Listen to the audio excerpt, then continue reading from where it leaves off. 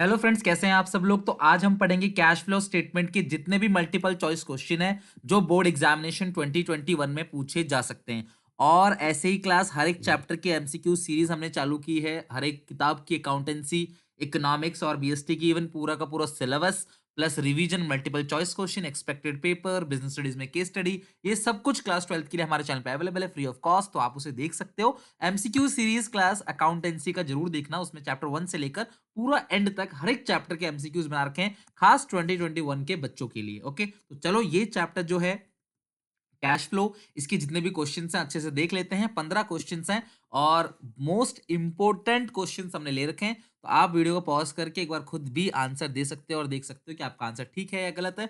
जो आंसर गलत होगा वो आप क्लास कॉपी में लिख जरूर लेना, ताकि बिफोर एग्जाम सिर्फ उन्हीं उन्हीं आंसर्स को एक बार आप देख के चले जाओ। चलो क्वेश्चन स्टार्ट करते हैं। Question 1, dividend receive by a financial enterprise shown in cash flow statement under. Class में बता दूं आपको, फाइनेंशियल एंटरप्राइज वो एंटरप्राइज होते हैं जिनका काम ही पैसा लेना और पैसा देना है। लाइक बैंक्स, बैंक्स का काम क्या होता है क्लास? पब्लिक से पैसे लेना, पब्लिक को लोन देना।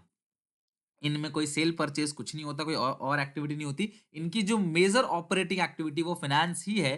तो इनके लिए क्लास अगर डिविडेंड रिसीव हुआ है तो वो इन्वेस्टिंग एक्टिविटी का पार्ट नहीं होगा, वो ऑपरेटिंग एक्टिविटी का पार्ट होगा। तो dividend receive by financial enterprise से अगर आपको डिविडेंड मिला है तो वो किस एक्टिविटी का पार्ट होगा? ऑपरेटिंग एक्टिविटी का पार्ट होगा। तो आप वीडियो पॉज कर लिया करो, पहले ही क्वेश्चन पढ़ लिया करो, अपना आंसर सेट कर लिया करो, देन चेक किया करो कि मेरे से आपका आंसर मैच करता है नहीं करता। मैं सिर्फ आंसर बताता नहीं, आपको पूरा रीजन लॉजिक भी समझाता हूं ताकि आपके कंप्लीट चैप्टर का रिवीजन हो जाए। Second question, fill the blanks with the appropriate word. Buyback of own share. Plus buyback मतलब खरीद लेना। कंपनी अपने शेयर्स पब्लिक को इशू करती है और पब्लिक से ही वापस अपने शेयर्स को जब खरीद लेती है, shown as outflow in financing activity. सीधी सी बात है, ये फाइनेंसिंग एक्टिविटी है और पैसे का आउटफ्लो है। तो इज रिकॉर्डेड एज, तो ये कैसे रिकॉर्ड होती है क्लास? ये जो एक्टिविटी है record as extraordinary activity. तो ये सारी चीजें क्लास कहाँ रिकॉर्ड होती हैं? फाइनेंसिंग में आती है, बायबैक ऑफ ऑन शेयर्स, लेकिन किस एक्टिविटी के तहत? Extra ordinary activity. और एक बात बता दूं क्लास, एक्स्ट्रा ऑर्डिनरी एक्टिविटी हर एक ऑपरेटिंग, चाहे इन्वेस्टिंग चाहे फाइनेंसिंग, हर जगह क्लास हर एक्टिविटी में हो सकता है। तो buyback of own share is an extra ordinary activity of financing activity in cash flow statement. Which of the following transaction will result into flow of cash? Plus यानी कि इनमें से कौन सा ऐसा ट्रांजेक्शन है जिसमें कैश का मूवमेंट हो रहा है, जिसमें कैश का फ्लो हो रहा है? तो कैश विदड्रॉन फ्रॉम बैंक। तो अगर आपने बैंक से पैसे निकाला तो इसमें कोई भी कैश का फ्लो नहीं हो रहा, ना पैसा आ रहा है ना जा रहा है।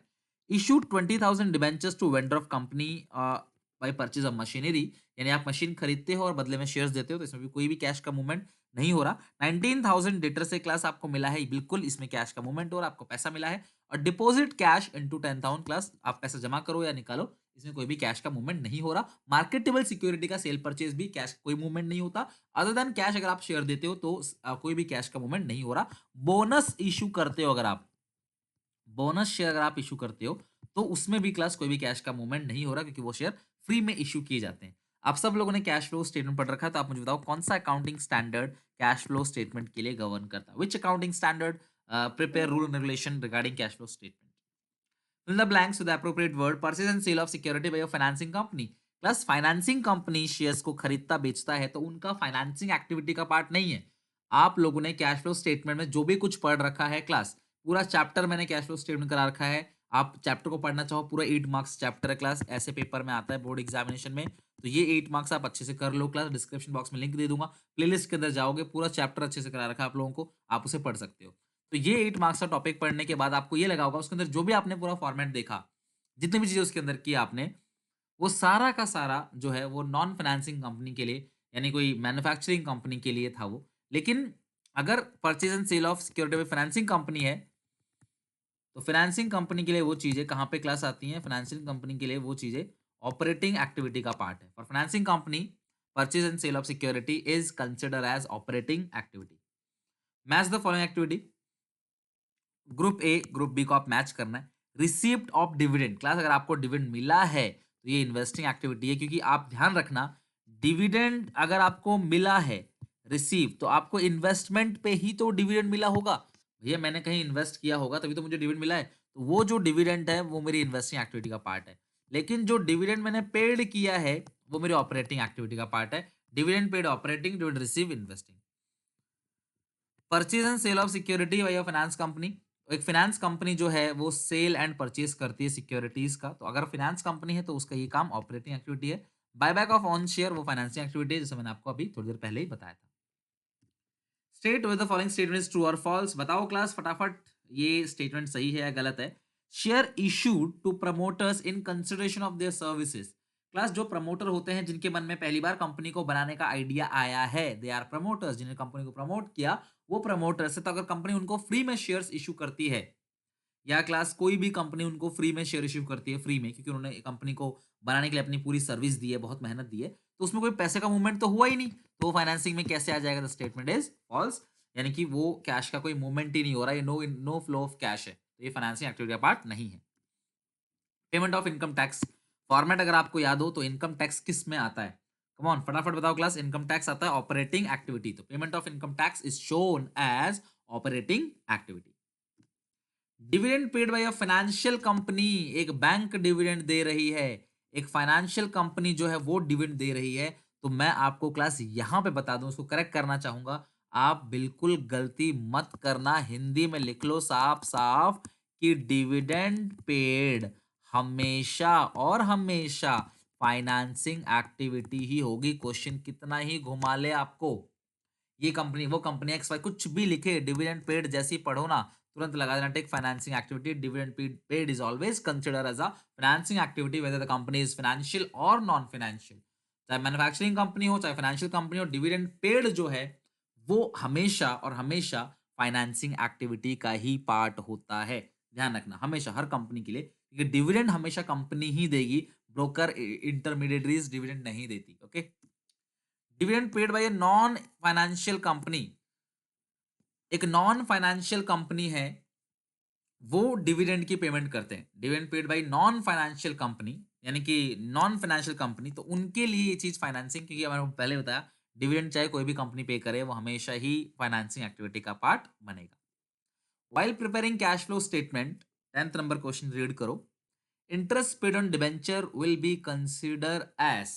तो while preparing cash flow statement, जो इंटरेस्ट पेड किया है on debentures will be consider as, जो आपने डिबेंचर पे इंटरेस्ट पे किया है वो कौन सी एक्टिविटी का पार्ट होगा? क्योंकि डिबेंचर जो है वो फाइनेंसिंग एक्टिविटी है, वो फाइनेंस रेज करने के लिए होता है, तो उस पे जो इंटरेस्ट पे किया है, जो डिविडेंड पेड किया है, वो सारी चीजें फाइनेंसिंग एक्टिविटी का ही पार्ट बनेगा। यानी कि जो आपने इंटरेस्ट पेड किया वो फाइनेंसिंग एक्टिविटी का पार्ट है। बच्चों देखो, जो इंटरेस्ट ऑन डिबेंचर्स है वो ऑपरेटिंग में प्लस होता है और फाइनेंसिंग में माइनस होता है। तो आपके मन में ये नहीं आना चाहिए कि सर वो ऑपरेटिंग में प्लस होता है तो हम ऑपरेटिंग भी लिख सकते हैं क्या? नहीं, ऑपरेटिंग में नेट इफेक्ट कैंसिल करने के लिए उसे प्लस किया जाता है, लेकिन वो पार्ट फाइनेंसिंग का ही है। क्योंकि आप ध्यान रखना, शेयर कैपिटल और लोन और डिबेंचर्स, इन दोनों से रिलेटेड हर चीज फाइनेंसिंग एक्टिविटी में जाएगा। फिक्स एसेट और इन्वेस्टमेंट, इन दोनों से रिलेटेड हर चीज इन्वेस्टिंग में जाएगा। तो अगर मैंने किसी को लोन दिया तो मुझे इंटरेस्ट मिलेगा, वो इन्वेस्टिंग है, क्योंकि लोन दिया तो मेरा इन्वेस्टमेंट है। लोन लिया है तो लायबिलिटी में उस पर जो इंटरेस्ट पे करूंगा वो फाइनेंसिंग का ही पार्ट बनेगा, वो फाइनेंसिंग एक्टिविटी का पार्ट होगा, वो भी minus. Which of the following transaction will result not result into flow of cash, यानी कौन सा है जिसमें कैश का कोई भी फ्लो नहीं होगा? इश्यू ऑफ इक्विटी शेयर्स और not result into flow of cash, यानी कि फ्लो ऑफ कैश का कौन सा है? तो इसमें तो फ्लो होगा कैश का, इसमें भी फ्लो होगा कैश का। लंपसम ऑफ डिबेंचर, इसमें फ्लो होगा। लेकिन ये जो पैसा आपने बैंक में जमा किया है तो आप इसे आउटफ्लो नहीं बोलोगे। पैसा बैंक में जमा करना या बैंक से निकालना, ये no flow of cash. Okay, issue expense paid shown as under. Class share issue expense, भाई सीधी सी बात है, अगर शेयर इशू किया है तो हर चीज शेयर से रिलेटेड कहां पे आती है क्लास? Financing activity. बच्चों एक बात मैं बता दूं आपको, शेयर इशू कंपनी करती है वो अलग चीज है, शेयर परचेज जो किया है वो बहुत अलग चीज है। शेयर परचेज मैंने किया है, इन्वेस्टिंग एक्टिविटी का पार्ट बनेगा। शेयर इशू करती है company, like Reliance industries limited ने शेयर इशू किया, कंपनी इशू करती है, तो उनके लिए फाइनेंसिंग एक्टिविटी है। शेयर परचेज करना क्या है क्लास? Investing activity. चलो बताओ जरा, Kaveri limited a financing company, ध्यान रखना फाइनेंसिंग कंपनी के लिए मोस्टली जो चीजें फाइनेंस की होती है वो ऑपरेटिंग एक्टिविटी में आएगी। एक लोन एडवांस लिया है 5 लाख का अंडर द 12% ब्याज पे, it will include which of the following activities. तो बताओ क्लास, अगर लोन लिया है तो अगर फाइनेंसिंग कंपनी है तो उनका किस एक्टिविटी में आएगा? ऑपरेटिंग, और नॉन फाइनेंसिंग कंपनी होता तो हम लिखते फाइनेंसिंग। और एक बात और, कुछ भी ऐसा ना लिखा हो कि कौन सी कंपनी है, फाइनेंसिंग है नॉन फाइनेंसिंग, तो आप नॉन फाइनेंसिंग मानोगे। तो वो रूल रेगुलेशन लगेंगे जो आपने अब तक कैश फ्लो स्टेटमेंट में पढ़ा है। एंजल स्टॉक ब्रोकर यानी फाइनेंशियल कंपनी परचेज करती है shares of Tata housing limited. भैया फाइनेंसिंग कंपनी ने शेयर खरीदा है तो रोज का काम है इनका, तो it will be a operating activity. Okay, तो company company stock broker company है यानी फाइनेंस कंपनी है, तो ये ऑपरेटिंग एक्टिविटी का पार्ट बनेगा। लास्ट क्वेश्चन, वीडियो को पॉज करो और बताओ इसका आंसर क्या होगा।